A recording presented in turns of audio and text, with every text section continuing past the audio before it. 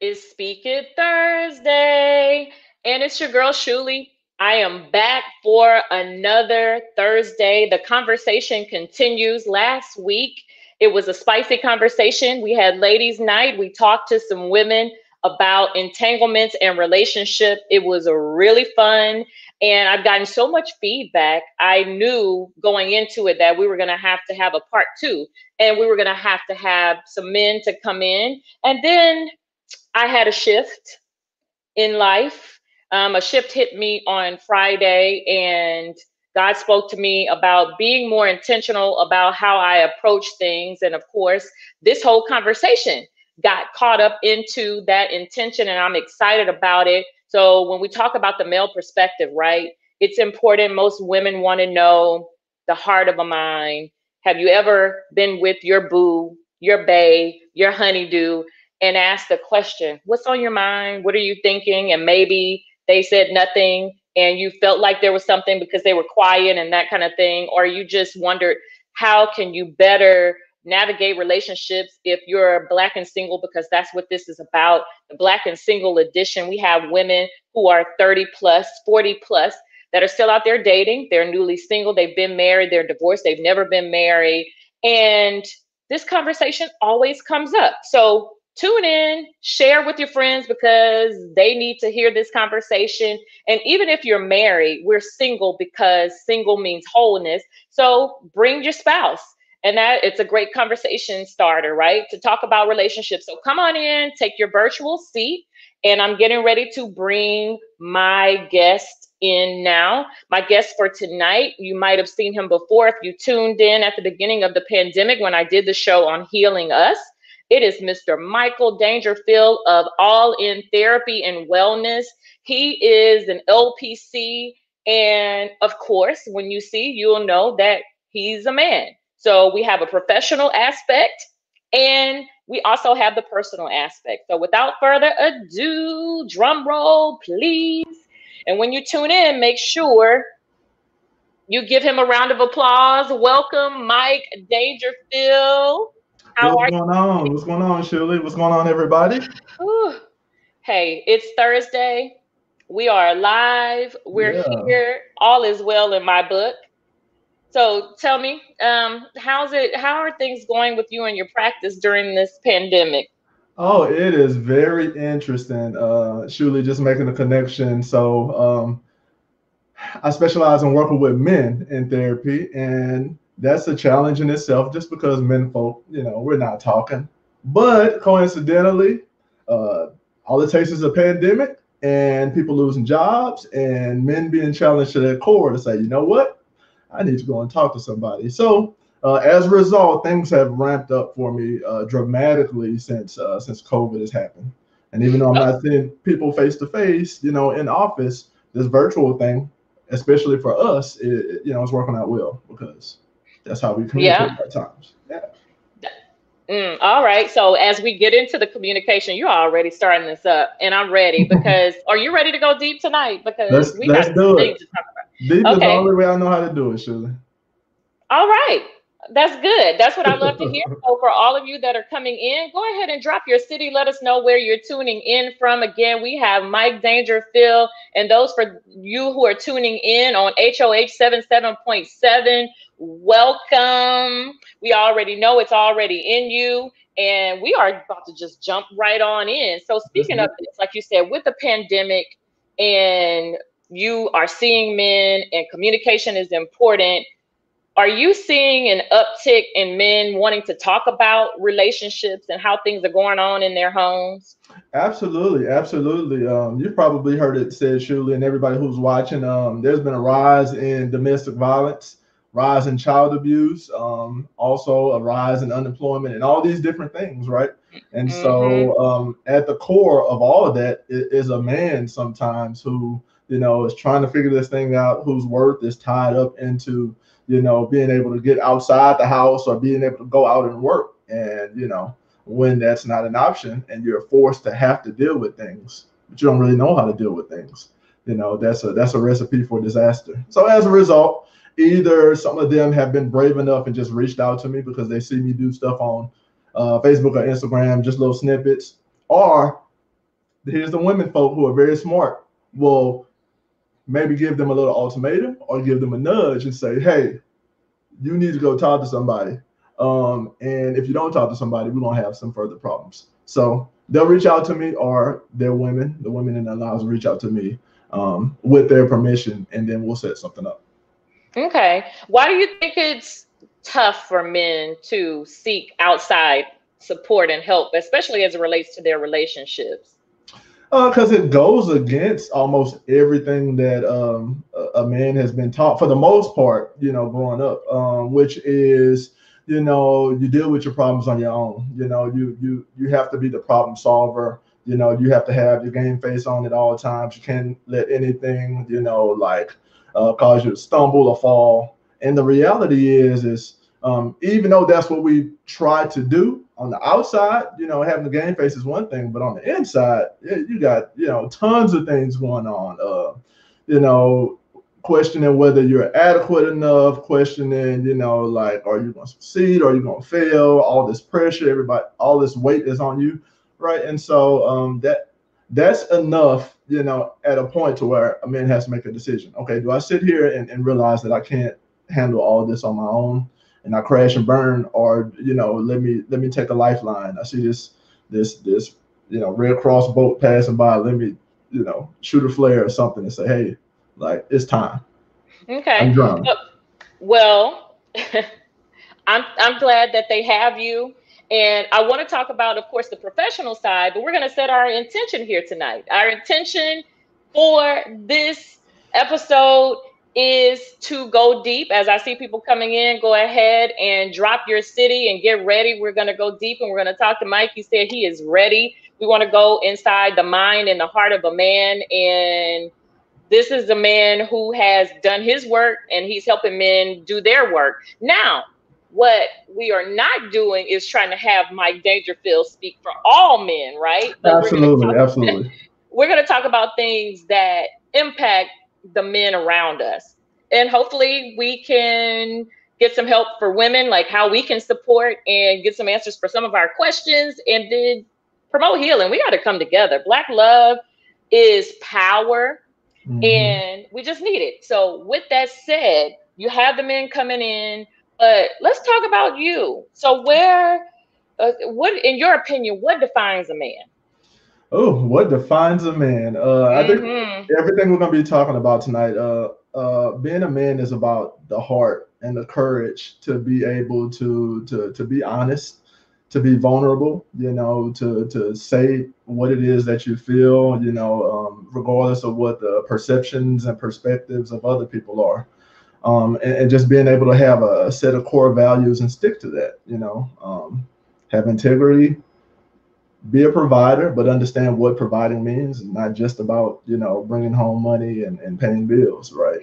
Yeah, what does providing mean? Tell us about that. Okay. So culturally, we've been taught that providing means you go out there, you get a job, maintain a job, get two jobs if you have to make sure that the bills are paid, that the family, or the family is taken care of in terms of material needs. But in this day and age where we see, the youth especially is struggling with mental health challenges, we got to go back and understand that providing is not just about, bringing home the bacon, or keeping the lights on. Providing is about presence, and not just being present, but being, involved, being in the home, being seen, but being involved, being Mm-hmm. included, being part of the conversation, being able to uplift your family, your friends, your loved ones, and not just have your worth and value tied to how much money you're making and what kind of material things that you have, or how we look in comparison to the next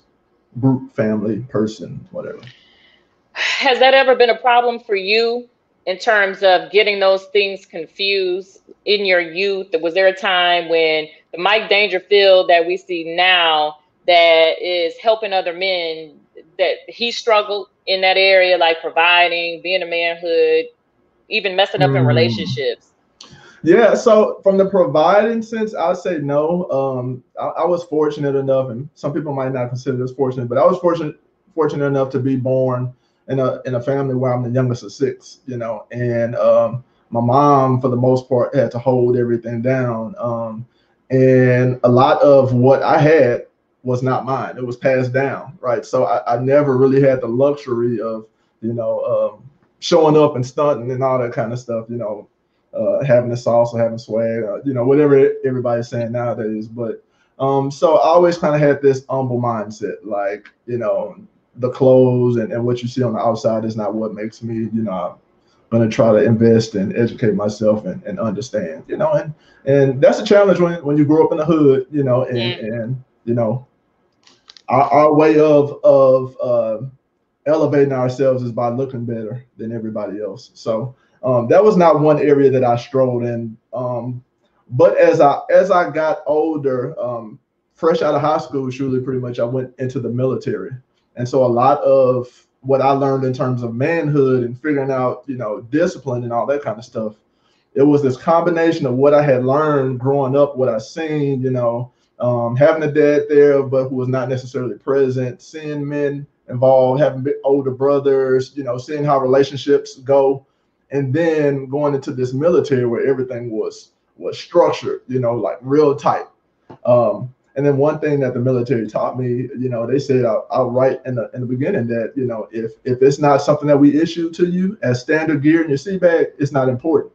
So I had to find myself, develop my own core values, and at the end of it all, figure out who I wanted to be, So all these things were always in my mind. Okay, so then we have somebody from the audience. We have our Amy Taylor. She's tuning in from Houston, Texas. She said that responsibility defines a man. And now that's from a woman's perspective. Mm-hmm. And as we're here to talk about that, right? This is the male perspective. As women, we think that responsibility is what defines a man. But then when you're coming up, to you, is that different? How much do you feel like what we think? So, well, let's do this. Let's just jump Okay. into expectations, right? Okay. Because we're talking about this. So we have expectations of women and what we think defines a man and what we say a man is and what we expect when they're dating and courting. Can you Mm-hmm. talk about like the reality of that versus like our expectations? How much of that is real? Yeah, yeah. Thanks, Amy, for dropping that. Responsibility is big, even into adulthood for a man. That's huge. But along the lines of what Shuli is saying as well, there's a discrepancy in what our expectations are as men and women who are adults. Um, when you look back at what was instilled in us as adolescent youth and boys and girls. So for a boy, your typical boy growing up, he's given the space and the freedom to kind of go out and play. He's into sports, he's into whatever it is you need to figure it out. Go and figure it out. He doesn't have a leash on him so much. And what happens is the idea of maturity, is not given in terms of responsibility in a home environment, chores and what being present looks like. The idea of responsibility comes in on the football field or the basketball court, And so he's looking at his peers, learning how to be a good teammate and all this kind of stuff, not necessarily life lessons and what being a man and a provider and all that means, right? On the flip side, a girl is protected in a sense. She is almost kept on a leash, and of course, this is from a male's perspective. So you can correct me if I'm wrong, but she's almost protected in that she's forced to be more responsible. She doesn't have a choice to not be successful in school. She better not come home pregnant. Like those things are kind of driven early on. And I have two daughters, surely, so I can tell you I'm mindful of that as well. But what happens then, and women say it all the time, they mature faster than men, and it's because they learn early on that here's almost this straight and narrow in order to be disciplined. Whereas young men typically have to grow up, after the hoop dreams are gone, or the glory days in sports wear off when they didn't make it to the NBA or NFL or whatever the case is, and now they have to try to figure out life. What does life look like getting a real job? What does life look like, taking care of children, being a provider for a home, being a husband, like that's a totally different thing. A girl has almost a decade, probably if not more, of experience and understanding. Like if I'm gonna be successful, this is what this needs to look like. So responsibility looks very different for a boy, an adolescent male, than it does as a man who's leading a family, who's a good husband, a good provider, a good role model, mentor, example, and all that. Right. And you talked about responsibility and community and all of that, but what about responsibility with a woman's heart? And so Mm. when you don't have one, when you don't have fathers who are present, and then two, you have fathers who are present but are not involved, you don't know what that looks like. You don't have a constant example. You're not fed into, how fragile a woman's heart is. How to appeal to the emotional side of a woman. How to understand your own emotions, because you're taught not to even, you don't show emotions. You just, you lead them, bottle them up somewhere, take it out on the field. You don't really deal with them. So all of that works against men typically, as we come up and then start this whole dating and relationship thing and understanding what it looks like from a healthy perspective. Yeah, and then when you are brought up with that, like you said, you're on the field, you're taught to be strong, let's hit, let's tackle, we can fight, we can never let them see you sweat. Like all of Right. the things that you want to think of that talks about a man being strong, a man being a provider, being responsible to his homeboys, being responsible on the field, being a good citizen, holding a job. So I know you talk about being like the strong man fallacy. What's Right. what's the fallacy about that? Is it that men are not expected to be strong? Is that what you're saying? No, Or they are? the fallacy is it's being weak, it's being vulnerable, it's exposing yourself that really speaks strength. It's not what we've been taught, where you hold it down. Like if you're injured, you don't let anybody know you're injured. You keep pushing through, and will likely do more damage to yourself. But then when you get in a relationship, Shuli, and a woman asks the question, what's on your mind? What are you thinking? What are you feeling? And the natural instinct has been, man, you push through injury. You don't let anybody see you vulnerable. You don't use that as an opportunity, allow that to be an opportunity for somebody to attack you. When it's the woman who really maybe wants to support, wants to be there to help. So the fallacy So is, then mhm. how, when it comes down to that, like you said, how does a man not feel attacked and then actually feel supported? Like what can we do as women when that comes Oh, down to it? Because I mean, that's I've been in that situation where you wonder, you're like, I tread lightly. You hear when a man is mhm. quiet, kind of like let them do their thing. And I think that's why I wanted to have you on. I didn't want to have like a lot of chatter, but I wanted to be able to be like, bam, these are questions that women have. Yeah, yeah, If we want to be better, because as women, we're reading these books and all of this kind of stuff. We might go to our classes at church. We might take a workshop. We're talking to our girlfriends.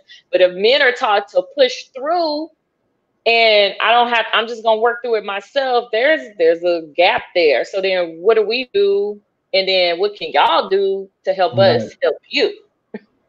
Well, so the biggest thing I will say, and there's probably a laundry list of things that can be done. And like you said, I can't speak for all men, but I can speak generally. There's a few different things that can be done. So one thing I would say from a woman's perspective and dealing with a man who's going through something is not to make any assumptions. Not to make any assumptions about what's going on, what he's dealing with. And really just be direct and open and honest in communication. So if a man is struggling, you see he's going through something, and you're trying to engage him in conversation, that's not the time to berate him or beat him up if he doesn't respond to you the way you want him to respond. The biggest thing for a man who's wounded and is trying not to show he's wounded is to have support. So knowing your man, knowing his tendencies and how you can best connect with him in a supportive manner is the best thing. Maybe saying to him, "Hey, it's clear to me that you're going through something right now. I know you probably need your space to deal with it, but I want you to know that I'm here and I got your back, and let's work through this thing together. I'm team you, and we're gonna work through this." Being reminded of those types of things can go a long way, to helping him feel more comfortable. and Mhm. opening up, especially when he doesn't know how to do that. So then when he does open up, or when he does open the door to start, speaking, then the other part is the things that comes out his mouth may not feel good or sound good. They might be raw, but that's not an opportunity to now turn that on him Mm. and say, well, it's your fault or whatever the case is, because then that's going to just close that door again. So there's some Mm. patience. There's men having to be brave enough to be vulnerable and trust, that the women they with support them. But then the women have to understand too that, if you allow a man to be vulnerable and open himself up without fear of being judged or looked at as weak, Mm. then it goes a long way to help, the relationship, communication, support, all that. Yeah. Yeah. So, what do you think causes a man to shut down? I don't even know if it's a what do you think, but what have you experienced? Are the things that would cause a man to shut down and just go inward to that degree? I can probably speak from that personally, but most men, if they are in a situation where they're trying to be a good provider, they're trying to do the best that they can, that they know how, and they're constantly met with pressure, that suggests either indirectly or directly that they're not good enough, that they're not doing a good enough job, that there's more that they can be doing, that they're sorry or whatever the case is, that'll be something that'll cause a man to just stay inside of his head and just coil up, and that can be a self-destructive pattern for a man who's really trying to do right, trying to do his best, and it's not being well received. So then, we're going deep. So let's talk about your personal experience. So, of the things that Mhm. you said, is that true for you? Like, what causes you to shut down? As you speak specifically, like you said. So for me, I would say that was probably greater in the earlier years of my marriage, my relationship. Me and my wife are almost 13 years in a couple of months. Um, Early on, that was me. So like I said, I came up in an environment where I saw mom holding it down, dad was present but not necessarily involved, so to speak. And so, trying to figure out how to do this thing called marriage and do it right, because I always wanted a healthy marriage, and all the things I saw and I learned growing up, I'm trying to implement them. The stuff that was bad, I was like, I'm not doing that. The stuff that was good, I took it to the 10th level, But for some reason, I'm trying this, and I was met with opposition from my wife, who was a very independent, woman taking care of business on her own before I even came into her life, Mm-hmm. So I kind of had this traditional kind of mindset that, like, hey, if you don't want to work, you don't have to work. I'm gonna do whatever I need to do to hold it down for the family. And it was more like for her, like I came into this thing, um, on equal footing, if not in a better situation. Like I'm not just going to fall back and like not do nothing. So it was those types of things that I had to work through, and say, hey, being a man is not about making more money than my wife, which she made more money than I did for more than half of the marriage, if not more than that, But I think she will agree that the value though that I brought to the family was, you couldn't put that, you couldn't quantify that in a dollar amount. My presence and helping her, kind of look at her life in a different view and put things together, and us having a healthy relationship as a family. That's been more of my experience. So early Mm-hmm. on, struggle. As I got older, I can't say there's off top truly that there's anything that I don't feel vulnerable enough to not have this conversation with my wife about. Like I'll tell her on the job, like, babe, I'm struggling mentally right now because I see this, I feel that, like, where I come from, this is how something is addressed. I don't have space to do that in corporate America or whatever the case is. And Mm-hmm. I'll say that. And she's like, hey, we're gonna do what we gotta do. I got your back, boy, like we're good. So that type of environment is comfortable. That's a safe space for me to be able to reveal all. I'm not pressured to have to ever feel like I need to step outside and get something that I'm not getting, from my wife. Whew, you said about four things. I'm like, Deep. okay, you You talked said about deep. safe. You said deep. Yep, we're going deep. So you have that connection. You have a safe space. Like you said, just okay. I'm like, where do we go with this? So let's just jump right into safe space then, real quick, Okay. and then not stepping outside because we are in the age of entanglement and we're trying to grow from entanglement to love and relationship and respect Absolutely. and honor and all of that kind of stuff. So, how can we make it safe? Because the Bible, because we have this whole thing, right? We got church, we got religion that tells us how to be this kind of thing and blah blah blah blah. But from a man, like on the real, Hmm. how do you create that safe space? What's safe? What makes you feel safe? What makes me feel safe is being able to express with my wife and my relationship what I'm feeling and what I need. I work with a lot of men. I've already said I specialize with men, and I'm not telling y'all who I work with and none of that because I don't want y'all trying to connect no dots. but there's this mindset that men have, and maybe we'll get into this later in the conversation, that talks about intimacy and sex and so many different things, right? Yeah, we can get So, into it now. Let's talk about it. Come on. all right, let me lay a framework, I guess. So a lot of men I've talked with or interacted with in the past who have had issues with infidelity in their relationships.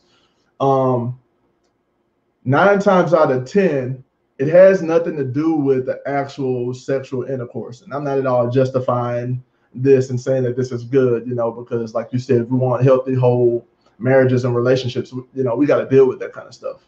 A lot of times, because men equate intimacy to sex, and women don't necessarily see things like that. But men want to be able to feel comfortable and feel vulnerable. Um, if they're not getting that in a relationship, then they will tend to draw or be drawn outside and make connections with other women who they feel like might be easier to talk to, or not judging them, seem more like one of the fellas. It's safe, it feels comfortable. But as you know, one thing leads to another, and then before you know it, something that felt like a opportunity to just vent, something that a man felt like he couldn't do in his own relationship, or he was met with a lot of resistance or opposition or whatever, turns into this thing where, maybe he didn't even want to go there. But that, the thing about nature and how things happen, you know, that's what typically transpires. So what the whole part about the sex and the intimacy piece is, I've also heard men talk about, like, and you might see this on TV or see this out in media, that like, yo, that was just sex, you know. Mm-hmm. I really love my wife. That was just sex, But the reality is that there's a fine line between, you know, that whole intimacy piece. So sex is not the entire intimacy pie, but it's a nice slice of it, right? But intimacy is more of like a 5 course meal. So for the woman, the same is true. Sex is important, but if it's a 5 course meal, that's just one piece of it. It's all these other things that need to be connected. That men, like we said earlier, might not be primed and ready to do because it involves emotional connection and communication, being vulnerable, and being able to be trusted, and all these different things. So it's an interesting web of things.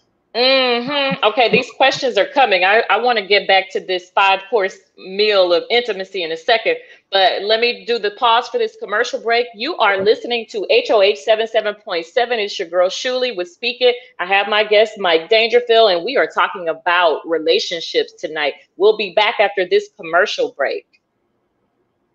Okay, with that said, we are back from the commercial break and we are going to continue. Keep it Mike going. Dangerfield, we're on HOH Woo. 77.7. We've given the space for the commercial for the station to breathe. The questions are already popping up from the audience. We got going with the conversation. This second half is about talking with the ladies. Ladies, get your questions ready. Men, get your comments ready. So, real quick, talk about this five. So, for real, talk about this 5-part intimacy pie for men because, like you said, sex and intimacy to women, like they're not exclusive in terms of, I mean, well, they're not the same. Right. To me, to us, they're mutually exclusive most part. So intimacy could be cuddling and we're Right. just having these conversations and that closeness. Right. But to men, you're saying a lot of times it's one and the same. Yeah, it's one and the same. It's almost like comparing, sex being a dessert, right, as part of the 5 course meal, right? Which is, Hmm. we all like dessert. It feels good. It looks appealing, but dessert won't sustain you. If all you eat is cake and pie, then your nutritional like you're going to be lacking in so many different areas. Your sweet tooth might be filled all the time, but you won't be a whole person. So the struggle is because boys and adolescent men often don't know, um, how to communicate, how to love, how to connect. The one thing that's instinctive and natural, that you almost don't have to learn. Your body almost shows you how to do what you need to do is sex. And so, when you like we said, when you have a boy who's in sports, especially at the high school, college level, and if we're gonna be honest, we know that it's almost made available to them, and that becomes the norm. That's the expectation of what a relationship really is. Hmm. Then as a young man or as a male, it becomes this thing where you say, "Oh, that was just sex." That's not, but it's been ingrained, and we got to undo that. Whoo, yeah. So we're talking safe and intimacy. So then are we saying that when a man feels safe, then he's more likely to be intimate? And then what Paula is saying, Paula Sun from McKinney, Texas. Welcome, Paula. She was Hey, one of our Paula. guests last week. So she said safe to actually be okay with showing your vulnerability or pain. I think that's what you're saying, Paula, right? Is that what you're asking? So when you feel safe, you can feel intimate and you can be okay with showing your vulnerability and pain. Is that correct? Are you No, I'm asking asking Paula? you. Yeah, I'm asking Oh, you. okay. Go Okay, ahead. I'm sorry. Yeah, so when a person feels, when a man feels safe, it's much more easier to be, aware, and for his emotional intelligence to grow, and him to be able to connect with a woman, how she often needs to be connected. If Mm, he doesn't feel like he's supported, if he doesn't feel like, he has the respect, if he is going to be, met with opposition on every hand, then sex is something that he will do naturally, and it's a need, for a woman as well. So it'll happen, but that might be as far as it will go, and of course we mm, know dessert, again, it might make you feel good for a moment, but it's not going to give you any kind of nutritional value. It won't sustain you, so, yeah, that part. it would behoove a woman, to do her best to try to help to create an environment. Remember, she has decades of a heads up, than men a lot of times, to help create an environment that's safe for men to feel vulnerable, and showing pain, or just being vulnerable. That would help kind of give him some crash courses on how to be able to receive more of what intimacy is. He's got to be open to that.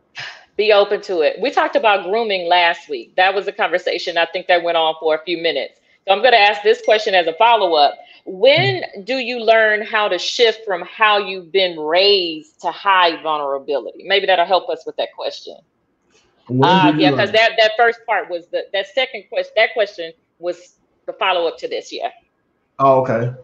Okay, so when did you learn how to shift from how you've been raised to hide vulnerability? As a man, that can be a little complicated.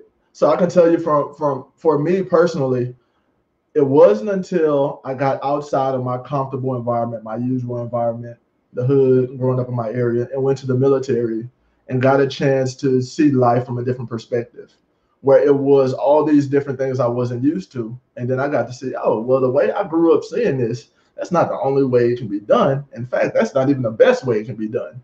There's some other people in different places that's, got a better handle on this. So I would just say, for a man, typically it's when he gets to that point to where he's reconciling what he's learned and what's been ingrained in him and what actually makes sense in the real world. And sometimes it's not until he gets into a relationship, you know, where he's seeing something different than what he's been exposed to that challenges him to say, wait, this is different than what I'm used to. Either I'm going to draw back and revert back to what I know and move around, or I'm going to stick around and say, hey, let me, learn a little bit more about how to deal with this, how to figure this thing out. And I would just Okay. say today's society, it's hard because people are so convenient. They want things now. They want things fast. And so if you're not committing to anything and not trying to stick around and work through some stuff and be patient, then this cycle just kind of perpetuates itself. Whew. It really, really, really does.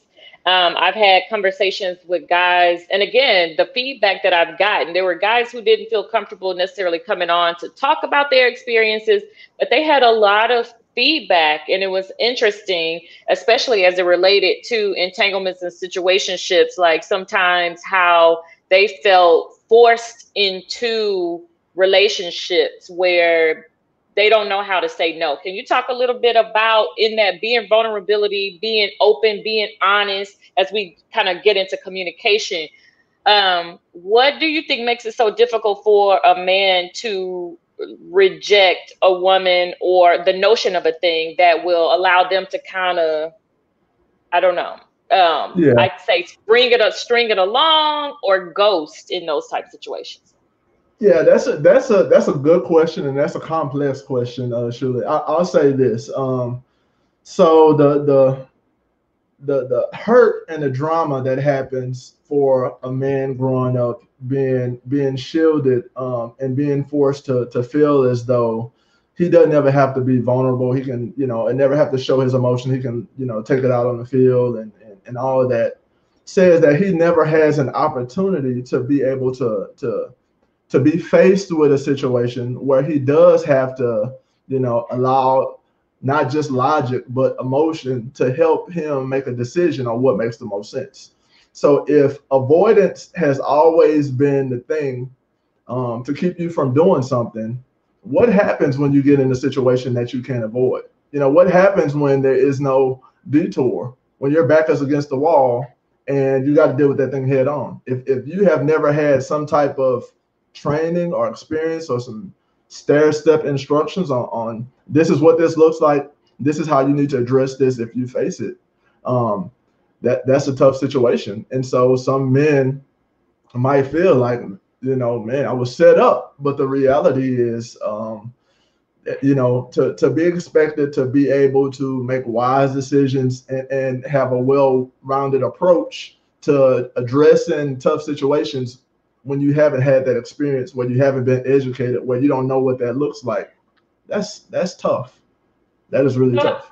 how do we get men there? And I'm saying we, like I'm taking responsibility. Is it truly all a woman's responsibility, or is there something else? Like, how do we get here knowing that this has been the thing for all these years, but now we're coming into this understanding? How do we get it there? Yeah.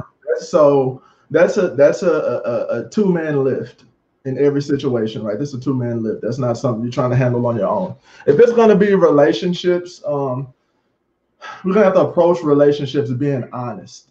Society right now, I feel like it's set up for people to not be honest. Like, everybody got these masks on or whatever it is, physical masks, makeup, whatever the case is. Everybody's hiding behind stuff, Something. you know.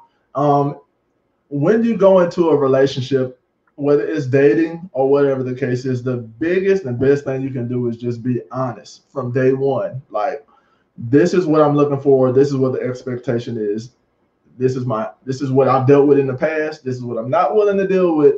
those types of things. I'm not giving men a pass, but I feel like women have the upper hand a lot of times in entering relationships because they are better at being able to communicate what it is that they need. So instead of making these assumptions or instead of having this internal checklist and saying he's good in these areas, I can change him in these other areas, actually saying like, it seems like you got a good head on your shoulder. I don't know if you've been through enough stuff to really go with me where I'm trying to go. Let's talk about what that would look like. Is that something you Woo. want? And then let's do it. I mean, if men have been babied, so to speak, and I'm putting myself in that category, we've been babied in a sense growing up, then we got to grow up real fast if we're going to have a healthy relationship where both people are getting what they need out of it, right? So Mm-hmm. men are going to have to do the heavy lifting. Guess what? We were made to do it, I believe, but that's going to take some understanding and some patience on both sides. Okay. Well, Tam Tam has some questions. Thank you, ladies, for dropping your Mhm. questions. We're unpacking the conversation that we had in the beginning. So let's jump into what Tam Tam said. She said, "What could be the reason why a man wouldn't want to open to his significant other? Should that be a sign for something?" Yeah, shout out to Tam Tam. If you don't know, that's my wife. Hey, what's up, babe? Oh, hey! Thank you, Yeah, Tam Tam. yeah. Thanks for joining in and asking that question. She's always good with the questions. So what could be a reason that a man wouldn't want to open up to his significant other? Should this be a sign for something? I'm gonna answer that second question first, babe, and then come back to the first one. Should that be a sign for something? Absolutely. If you have a man who's not willing to talk with his significant other about the things that are going on, that's definitely a sign. It could be a sign for many things. It could be a sign that he's going through some really, really tough things and he needs some support from his wife or his significant other. Or it could be that, he's doing some stuff he ain't got no business doing, and it's time for her to move around and she needs to pay attention to what's going on. Like, so many different things can be going on there. But some of the reasons that a man might not want to talk to his significant other about things is, one, he's done something that he knows was wrong and that he knows, if it was done to him, he wouldn't be for it. So he doesn't necessarily want to damage or hurt her or the relationship or whatever the case is, but he also understands that he's at risk of losing something good if he's honest. Mm, That's not justifying, what he's doing. That's not a pass, but that's one reason why. Another reason could be on the opposite end is that he feels like he has this pressure from his significant other to be flawless, to that he can't ever make a mistake, and so for him to have recognized that he did something that was wrong, and he's about to, be looked at as trash, went from the treasure to trash by his significant other, and he didn't want that to happen. That might cause him to you know, keep that inside. And again, we men already struggle with being able to express what it is that we're trying to say or what we're dealing with. So, we might be behind the curve on that. okay. Okay. All right. So again, that was good. So we're going to talk about the vulnerability. Going back to that circling, it seems like this conversation, I thought it was going to go more on trust, but this is vulnerability. And if you want to tie that in too, how do you build a relationship of vulnerability and trust? So I'll say it like this, and this is something that a lot of men can connect to. Maybe women not so much, but it'll make sense. So men are really into this, aggressive macho, kind of approach to thing. Football. One of my favorite movies was 300 back in the day. That was with the Spartans or whatever. They Woo, were woo, this. woo. Yeah, yeah, yeah. Yeah. You know what I'm saying? Um, the idea of vulnerability is this. They mastered it because what they did is they got to a point to where they learned how to cover themselves, their front and their back, right? So their position and strategy, they had less numbers when they went to war. Sometimes they devastated people because they had this core where there were no areas that were left open or exposed because they covered each other, right? So that's them working together. They trained, they understood, they did all this stuff. The same can be true in a relationship between a man and a woman. You build vulnerability by taking the time to train together, to communicate, to understand each other, to know what each other's strengths and weaknesses are, not to use them against each other, but to actually help support each other. And when you start to do that kind of stuff, then you become more and more open with each other. I can expose my heart to you because I know you're gonna protect it. And if I'm looking elsewhere, you got me covered, and vice versa. But if it's this, like divide where I'm always working to try to make sure I don't do something that's gonna set you off, then vulnerability is not even an option in that case. Huh, going back to the safety. So we're going through these questions. It's almost like a lightning round here because we want to unpack this. So again, Tam Tam is back. Hey girl. What disconnects a man intimately from his woman? What disconnects a man intimately from his woman? So it's important first to establish an intimate connection. I think that's one of the things that is lacking in relationships, a true intimate connection. Remember, when you're in the beginning, you're dating, you're getting to know somebody. A man might look at intimacy as sex, and a woman might not understand that that's the whole pot for him, and so it's cool in the beginning, but then there's expectation for more. There may not be more for him, right? So first is making sure there's that connection, and then what can disconnect? A lot of times for a man, it's more mental. Physically, there's some things, some changes that, if a woman's not keeping herself up, men are visual, people, and because we connect sex to some degree to intimacy, that can be a turn off, that can cause some disconnect. But more often than not, it's going to be the disrespect. It's going to be the lack of giving, making that man feel like, he's important, that he's loved, that he's valued, he's going out there doing what he does, and he's making a difference in the lives of his woman, his family, or whatever the case is. When that becomes disconnected, or that's something that's important, then that starts to cause an issue. Because guess what? If he's not getting the support from you, some other woman somewhere might be like, oh, you work hard. I see what you over there doing. Like, man, and all it takes is, again, an open conversation for a man to feel like he's getting something, some support mentally, or, some conversation or something without the That fear of the judgment. And that can mm. turn into something, right? So communication. So are you saying that, so let me get clear, that men are not afraid to communicate, that they do talk, but it has to be within this feeling safe and not feeling judged. So like this level of openness. Absolutely, absolutely.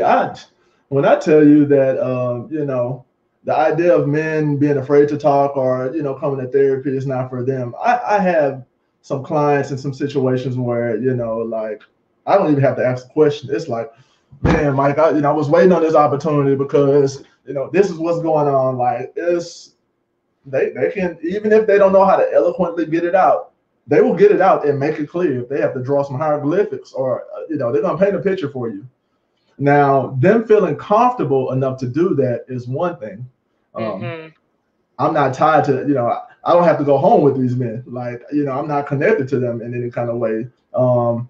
They're not responsible for my livelihood, and so there's some connections that happen when it's at home, and they Yeah. feel like they don't have the safe space to be able to do this without being judged and looked at as weak, or whatever the case is, then they're less likely to do it. So are there other things that foster a breakdown in communication with men and women? um yeah, yeah, if if the conversation in a relationship is hinged on just, how was your day? Oh, it was good, it was bad, or whatever the case is. Just routine conversation, and it's never us being able to talk about tough stuff. And Hmm. at the end of those conversations, feel like, man, I'm glad I had that conversation with you. Like, I'm glad you listened to me. I feel so much better for getting that off my chest. If that doesn't happen, not just for the woman, but for the man as well, then you're almost setting up an environment where, you know, there's just going to be the surface level interaction, not just communication, but interaction altogether. So Mm. that's one thing for sure that fosters breakdown. I think we said earlier, respect is another thing. So Okay. A man wants to be respected. And so along those lines is this idea of manhood, surely. So manhood, you'll see a lot of conversations, man versus male, and men are really talking about this stuff now, what a man looks like versus what a male is and all that. But the thing is, there is no true, real, concrete definition for manhood, right? So I'm a Christian, and most at my core, it's my spiritual beliefs that drive who I am, right? The Bible's kind of clear on, what a man looks like, what he does, and all those kind of things. But in this society, the Bible is kind of it's a what you should do book, but not necessarily a how to book, right? Oh, So, yep. so with that said, you have the flexibility. Just because culture has said, decades and decades ago that a man looks like this, doesn't mean that that's true now. And so, if a man is already struggling with trying to understand what manhood is, because what he was taught or what he saw growing up is totally different than what he's seeing as an adult, right? For a woman to suggest in any form or fashion that he's not being a man based on his actions or what he's saying or what he's doing, he's gonna struggle with that. Okay. So being able to understand what a man is not is probably an easier approach to take than trying to just define manhood. So Ah, does what? that make sense? Those some triggers, some Yeah. Ooh, trigger. unintentional triggers, right? Okay. So real quick, I'm going to Mhm. come back around to that and then we'll get ready to close. The time always goes so fast. Yeah, Paula yeah. says, "Why is it so easy for a man to fall into that was just sex explanation?" I almost feel like that's a go-to line.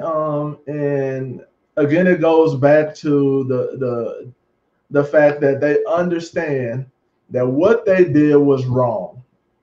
However, they may not feel like they have what they need in the relationship, the present relationship with their spouse or their partner, to feel vulnerable enough to say what it is that they're not getting. And I'm not justifying that there's ever just casual sex. Like I will never, like I could never have this conversation ever with my wife. That's not even on my mind because that's not an option. If I want to maintain a healthy marriage, um, the thing is though, because sex for men again is something that's not, it's almost a thing, when it has been done, especially for a person who is, that's been the core construct of a relationship. That's just what it is. It's not the entire relationship. So for a man to say it was just sex, in his mind he's saying, but I still love you, because with you it's not just sex. It's, I'm going to work, I'm paying the bills, we got the kids, like we taking vacations, we taking trips, The and you're not. provider word too. Right, I'm providing and you're not giving me sex. And so the justification sometimes is because that's so important and that's not happening for the man, that he goes and gets it elsewhere. That's But that's a very, what if she is giving him sex? if she is giving him sex, and there's something, to me there's something else that's going on. There's a unmet need that's not being addressed, and that would only come out with communication. I would then Okay. try to understand what is it that you're getting from this other person that was just sex, that you're not getting from your spouse or your partner, for you to feel like that was okay, or that's justifiable. Like your Yeah. partner should understand that that was just sex. Where can they find you? Oh, so you can find me online, www.allintherapy.net. You can find me on Facebook, Instagram, m_danger the helper. That's all one word. Where else? Heal underscore thy mentality, or healthy mentality. That's something that I'm really trying to push, for men, because we need it. Like, it's not a matter of snitching. It's not a matter of giving a game. This is a matter of us, man. If we're going to be healthy, not just strong, if we're going to be healthy, like, we got to talk about some of this stuff. If you don't feel comfortable or confident enough to be able to talk about this with the people who matter most to you right now, then start by coming and having a safe space to do that, so that you can get to a point to where you deal with that. So That's good yeah, stuff. I'm available. That Either Google me. he's around. He's on the flyer. Okay, Google so me. as we Yeah. get ready to get out of here, real quick, you mentioned it's easier to talk about what a man is not, to approach it from that perspective. Can you run it down real quickly, like, so that is very clear, so that'll help us as women, and then for men to be like, okay, let's look in the mirror. What is not a man? What is not a man? A person who, at the onset of a relationship, says, "This is going to be what it is." Like, I'm not into you, but we can kick it, or whatever the case is. We can have casual relationship entanglement. That's not a man. A man is not someone who is going to take you out of your comfortable environment with all your people and all your family and all your supports, move you somewhere else, just so that he can have, this controlling relationship, this power control issue type thing. That's not what men do. A man is not somebody who is not going to have some drive to go and have um, success in some form or fashion in his life. He's going to be goal oriented. He's going to be driven. He's going to show that he can do something. A man is not going to sit back and make an excuse why it's easier for him to just sponge off of you and pull from you, than to go out there and try to get it together himself. A man is not going to blame a woman for all the things that he's struggling with, right? Um, she's not going to be the reason and always be the excuse why he can't succeed or why the relationship is not thriving or whatever the case is. What else? What else is a man is not? Um, a man is not a person who is going to be all about himself, just always him, not at least willing to put his wife or partner. I won't even say on a first, at least on an equal level. If it's always him, the head, and like, I'll come to you when I need you, kind of thing. Like, that's not a man. That's not what a man does. Man doesn't provoke. Of course, the spiritual piece of things don't provoke. His children. Is not abusive. Loves, is considerate. Like, all those things are things that we can look at and identify. Yeah, that's not a man, and I see that. I don't even want to open the door to invite this person into my space. As women say, I'm gonna protect my peace. Right? You gotta protect Mm-hmm. your peace. Amen to protecting the peace. So Tam says we are so hard on our men. They have some real challenges and hurts that they are dealing with. We expect more from them than we expect from God sometimes. Woo. And I thank you for that. With that, which is why I wanted to have a different type of conversation. I didn't want to have a go at the man, let's talk, and like I wanted to have this heart to heart. Let's just kind of put some things out there that can help us all to be better. I think we have accomplished this as much as we could in this short amount of time. This is a Yeah, conversation that continues. I'll let my audience speak to me and tell me what they want to hear more about. There's so much absolutely, absolutely. to this. There's so many levels. We know how to find you. I thank you so much for coming on and shedding light on this and sharing your heart with us tonight. Absolutely, absolutely. Appreciate the platform to be able to do it, Shirley. Yes. And with that said, I thank you all for tuning in the West African proverb ashe, or the word ashe, which means to speak a thing into existence or to say amen or to agree. The words have power. Go out, share your experiences, share your stories. That's how we just connect with one another, and we can bring about change in this world. We can bring about change in our relationships. And until next time, speak it. Be blessed and be well. Yeah. Peace.